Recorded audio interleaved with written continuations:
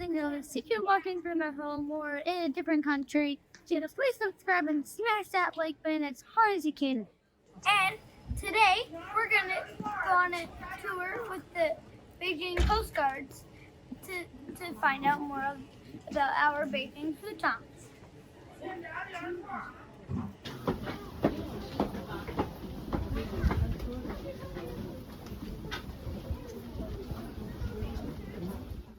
Only you would can in many ways I really researched the trees. And with the Yuan dynasty, they laid out Yuan dynasty Beijing Botanic. Then they made the central axis according to a tree. How do we know that, the central axis is actually straight north? And Lu Bingjong, the master planner, he said, because of this tree, not that tree, but the one that stood outside of the Tiananmen Gate. Because from this tree, you had observed the polar star, and you had looked at the shadow of it. And when it was the longest, you had concluded this is north.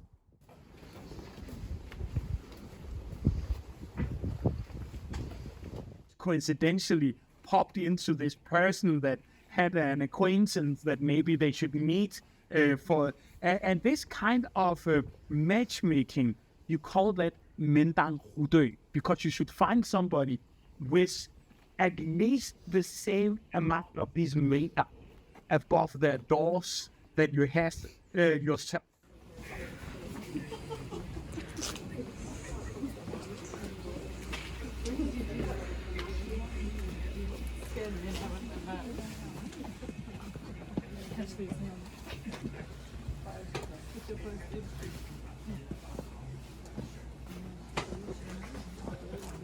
It's not big, right?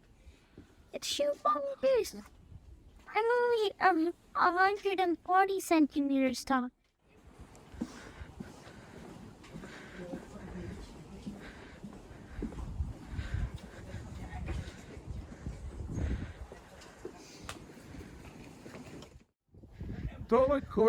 I'm sure what these symbols.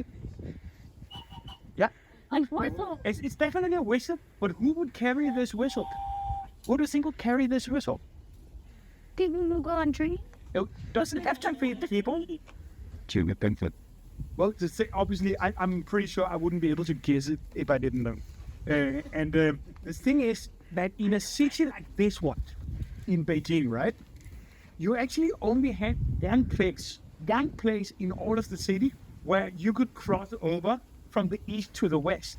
It's a little stone bridge up here that maybe you guys have been standing on. It's in the bar area of the Huai area.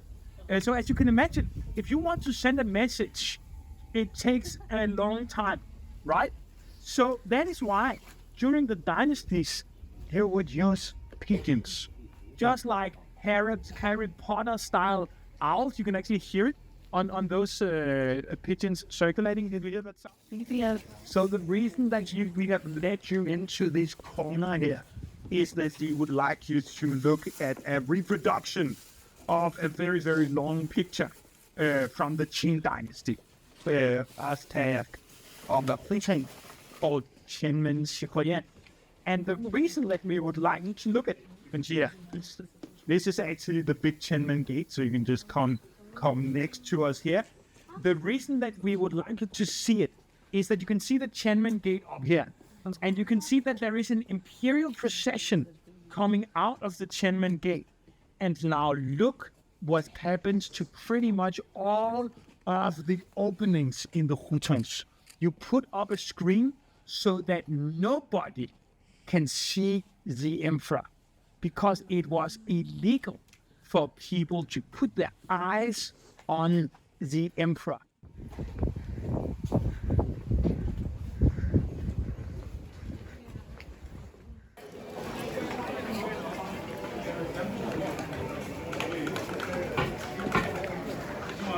In 1978, the frost gates are open again.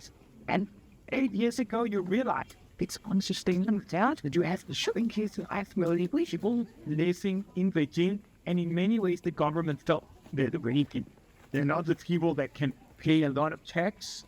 So this was the beginning of what we could call the big breaking up.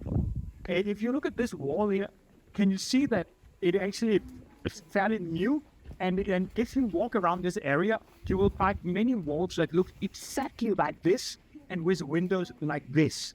And that is because 8 years ago, you started this enormous campaign where you would simply just break up the places where people had made shops without a license. And we are talking about tens of thousands of places. You could literally stand inside a shop. I tried that myself and buy something over the counter while the shop was getting bricked up from the outside. So you had to leave by the back door. It was insane. During that period, all of those places that had opened without proper license would close. And we are talking about tens of thousands of shops that would close overnight.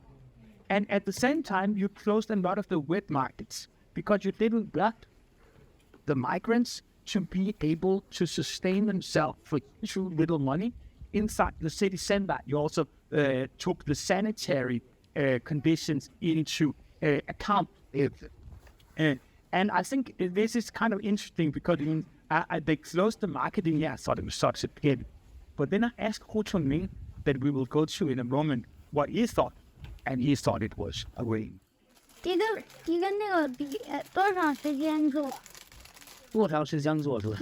对，你看，这是黄鼠狼，看见了吗？黄鼠狼的尾巴做的这笔，拔下来做这笔。你说多长时间做一支笔啊？对，你得看做这个笔的这个笔头的大小，笔头那个高矮和笔头的那个直径多少啊？要想这个的话，也得一天做一天。那差不多这种，那不是纸，那不对，那个更大了。啊，那时间还长，那时间还长，越大的笔用的时间越长。I did a short See it in the next video. Peace.